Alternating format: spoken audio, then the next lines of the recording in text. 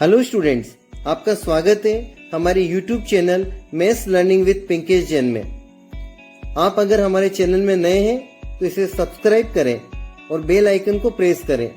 इस वीडियो को like, share and comment करें। अगर आपको इस लेक्चर के एवं अन्य लेक्चर्स के स्कैन नोट्स चाहिए तो डिस्क्रिप्शन में दी गई लिंक पर क्लिक करें। Hello students, today we are going to discuss differentiability. Let fx be a real valued function defined on an open interval a comma b and let c belong to open interval a comma b, means c is any point in the interval a comma b. Then fx is said to be differentiable at x equal to c if there is a unique tangent at point c. यानी कोई भी function किसी particular point पे differential कब होगा? जब उस point पर एक यूनिक टेंजेंट हो। One important remark: slope of a line passing through 2 points px1, y1 and qx2, y2 is given by y2 minus y1 upon x2 minus x1. Consider the function f of x defined on an open interval a comma b. Let p, c, fc be a point on the curve y equal to fx and let q c minus h, f c minus h and r c plus h, f c plus h be two neighboring points on left hand side and right hand side respectively of point p. आप graph में दे सकते हैं r और c, r and q are two neighboring points of point p. Now see this figure, ध्यान से देखो इसको। In this figure q tends to p.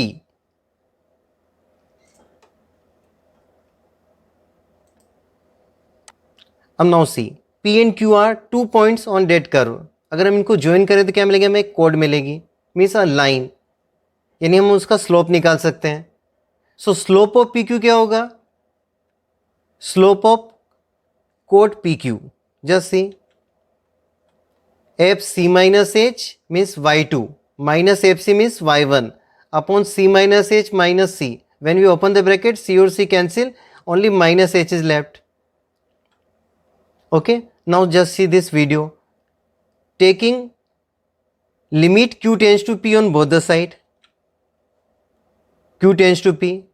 What happened when we take limit q tends to p? Means q p की तरफ जा रहा है। देखो अब इसको मूव करते हैं।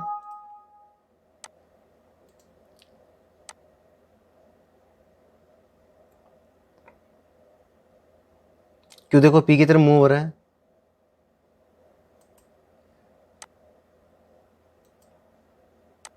अगेन सी, जैसे q p की तरफ जा रहा है, देन क्या हो रहा है? h tends to 0।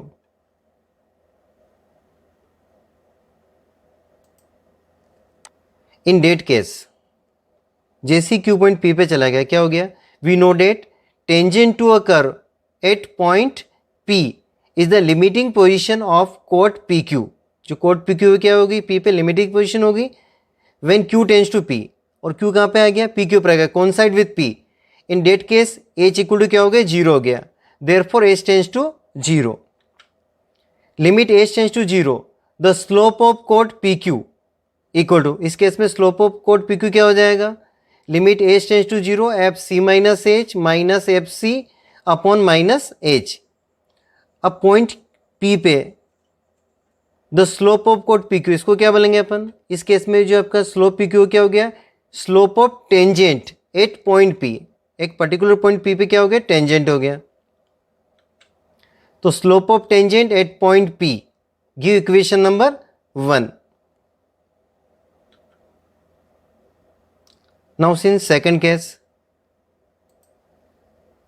now p and r 2 points, coordinates of point p c f comma c and r c plus h comma f c plus h.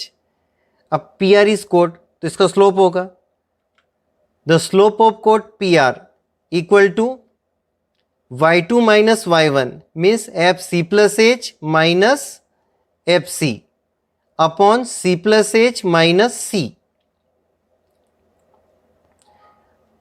Now taking limit r tends to p on both the side.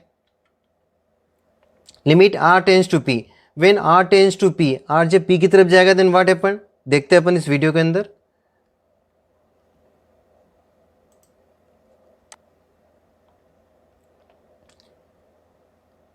When r coincide with p, इस case में क्या हो गया, जो code rp थी वो अब क्या हो गया, tangent of curve at point p. We know that tangent to a curve at a point p is the limiting position of chord pr when r tends to p. Therefore h tends to 0. जैसे r p पे आ जाएगा तो क्या हो जाएगा, h tends to 0 हो जाएगा. Limit h tends to 0, the slope of chord pr. तो यहाँ r tends to p मतलब क्या हो गया, h tends to 0. Here r tends to p, h tends to 0. और इस केस में क्या हो गया, rp is tangent of curve at point p, means slope of tangent at point p. Give equation number 2 from equation 1 and equation 2.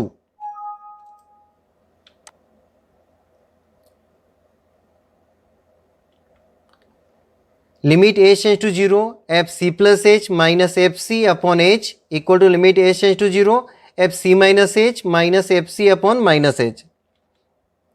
Implies there is a unique tangent at point p.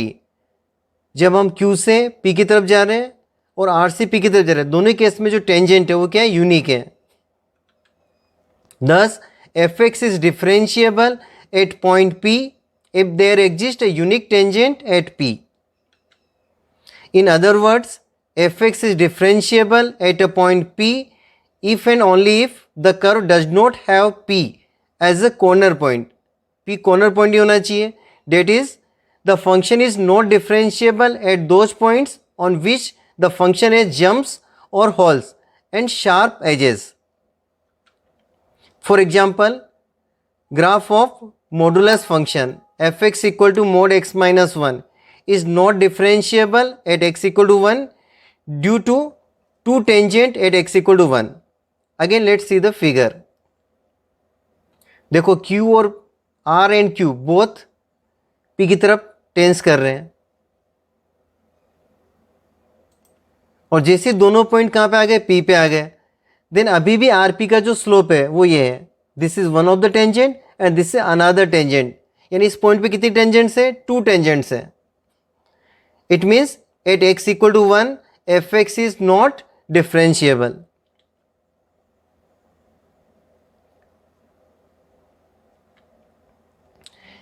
Now, differentiability of a function at a point. Definition. Let fx be a real valued function defined on an open interval a comma b, and let c belong to a comma b, means c is any point in the interval a comma b. Then fx is said to be differentiable at x equal to c if and only if limit x tends to c fx minus fc upon x minus c exist. Finitely, मतलब इसकी value क्या होनी चाहिए, finite होनी चाहिए और exist करनी चाहिए. अब लिमिट एग्जिस्ट कब होती है, जब left hand limit equal to right hand limit. तो लेफ्ट हैंड लिमिट कैसे निकालते हैं, अगर सी पे अपन को लेफ्ट हैंड लिमिट निकालनी मतलब limit x tends to c minus f x minus F C upon x minus c equal to, और राइट हैंड लिमिट मतलब x tends to c plus f x minus F C upon x minus c. अब now left hand limit का formula क्या होता है, limit H tends to 0 और F वहाँ पे लिखते थे अपन a minus H means c minus h. तो एक्स के प्लेस पे क्या लिखेंगे, c minus H minus F C upon minus h. X के प्लेस पे अगर जैसे अपन सी माइनस एच लिखेंगे तो क्या होगा, सी और सी कैंसिल और क्या मिलेगा, माइनस एच. और यहाँ पे लिखेंगे अपन एक्स के प्लेस पे सी प्लस एच, तो सी और सी कैंसिल और क्या मिलेगा, plus H. Here limit x tends to c minus fx minus fc upon x minus c equal to limit h tends to 0 fc minus h minus fc upon minus h is called the left hand derivative of fx at x equal to c and is denoted by L f dash c. Similarly, limit x tends to c plus fx minus fc equal to limit h tends to 0 f c plus h minus fc upon minus h is called the right hand derivative of fx at x equal to c and is denoted by r f dash c. Thus fx is differentiable at x equal to c if left hand derivative is equal to right hand derivative. अब now see the curve again. पहले अपन individual पढ़ा था, r tends to p and q tends to p. और जैसे ही दोनों point यहां पे आ गए तो क्या हो गया, हमें यूनिक टेंजेंट मिल गई. Means function is differentiable at x equal to c.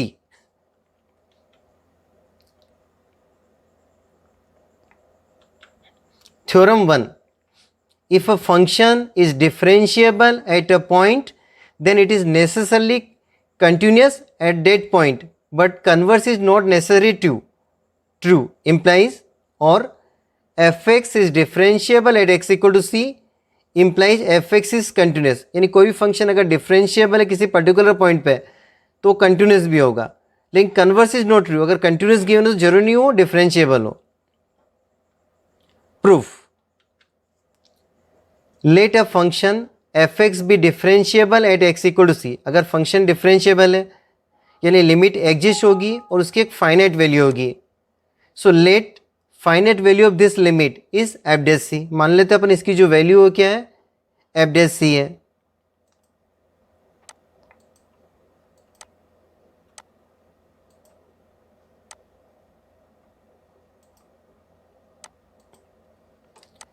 ये इसकी जो लिमिट अपन लेट कर लेते हैं, जो फाइनल लिमिट वो कितनी है, एफ डैश सी है. अब अपन स्टार्ट करते हैं. अपन को प्रूव क्या करना है, function is continuous. Means limit X tends to C F X exist. और किसके इक्वल आनी चाहिए, limit X tends to C F X equal to F C. तो यहाँ से अपन स्टार्ट करते हैं. Limit X tends to C F X, इसके अंदर अपन एफ सी सब्ट्रैक्ट करते और एफ सी प्लस करते. कर सकते किसी भी नंबर में, कोई नंबर एड और सब्ट्रैक्ट. अब नेक्स्ट टाइम में मैंने क्या किया, F x minus F C में एक्स माइनस सी से डिवाइड किया और एक्स माइनस सी से मल्टीप्लाई किया. वो भी कर सकते हैं because x tends to c means x not equal to c. तो अपन ऐसा कर सकते हैं. फिर लिमिट को सेपरेट किया. लिमिट को पहले मैंने इसके साथ लिखा और फिर लिमिट को मैंने एफ सी के साथ लिखा. Limit X tends to C F x minus F C upon x minus C into limit X tends to C F X into G X किसके इक्वल होता है, एफ एक्स के into G X के. और ये जो constant इसकी limit क्या होगी, कांस्टेंट एज इट इज. अब नेक्स्ट टाइम में ये किसके इक्वल है, एफ डैश सी के इक्वल है. देखो ध्यान से, एफ डैश सी, तो एफ डैश सी लिख दिया इसकी जगह. और जैसे ही मैंने यहाँ पे एक्स के सी रखा तो सी माइनस सी जीरो, तो एफ डैश सी into zero plus F C. और zero into any number zero, यानी हमें क्या मिल गया, एफ सी. तो limit X tends to C F X equal to F C. It means F x is continuous at x equal to C. But the converse is not necessarily true. That is, a function which is continuous is not necessarily to be differentiable. For example, mod x is continuous at x equal to 0 but not differentiable at x equal to 0.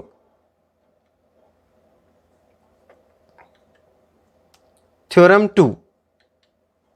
Suppose f and g be two real functions differentiable at a real number a, then a plus g means sum of two differentiable function is also differentiable at particular point. F minus g is differentiable at x equal to a. F into g is differentiable at x equal to a, and f upon g is differentiable at x equal to a only if ga equal to 0.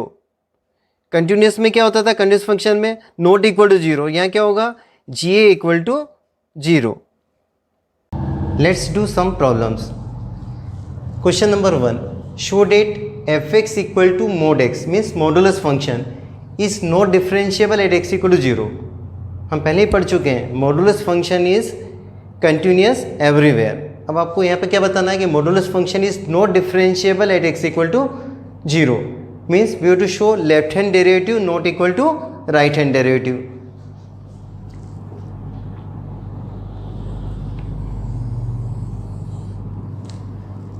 First define modulus function fx equal to mod x.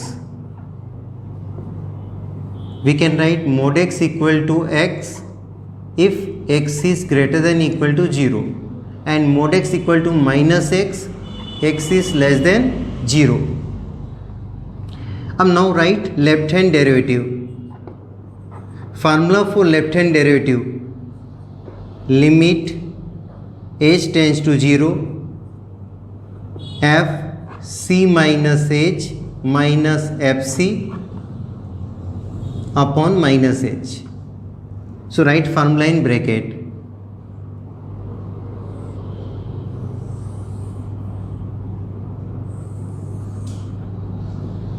अब now write left hand derivative is equal to limit h tends to 0. अब जो point है वो क्या है आपका? 0 है. 0 पे चेक करना है. f 0 minus h minus f0 upon minus h. After this choose function. जैसा हम लिमिट में करते थे वैसे यहाँ पे भी चूज करना है. 0 minus H means less than 0, और लेस देन 0 तो कौन सा फंक्शन चूज करेंगे? सेकेंड वाला, यानी लोअर फंक्शन. अब ये फंक्शन चूज करो. F X equal to minus X, लेकिन अपने पास क्या है? f0 माइनस एच, तो क्या आएगा? माइनस और ब्रैकेट में 0 minus H minus f0. f0 की वैल्यू किससे मिलेगी? अपर फंक्शन से. f0 equal to 0 upon minus H. Simplify. Limit h tends to 0 minus minus plus, so h upon minus h cancel, so we get -1 and limit of constant function as it is. ये answer कितना आएगा? -1. Now find right hand derivative. Formula for right hand derivative is limit h tends to 0 f c plus h. Left hand में क्या होगा? c minus H. Right में क्या होगा? c plus H minus F C upon h. This is formula. So write in rectangular bracket. Right hand derivative is equal to limit h tends to 0. Point is same, 0 पे check करना है. f0 plus h minus f0 upon h. Now choose function. 0 plus h यानी more than 0, यानी choose upper function, यानी F X equal to X. Then f0 plus h, 0 plus h minus 0. f0 की value क्या मिलेगी आपको? 0 upon h. Now simplify. Limit h tends to 0 h upon h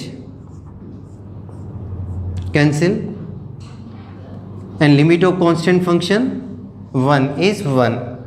Since left hand derivative is not equal to right hand derivative, therefore fx equal to mod x is not differentiable at x equal to 0. Next video we will do more question based on differentiability. Thank you. Have a nice day.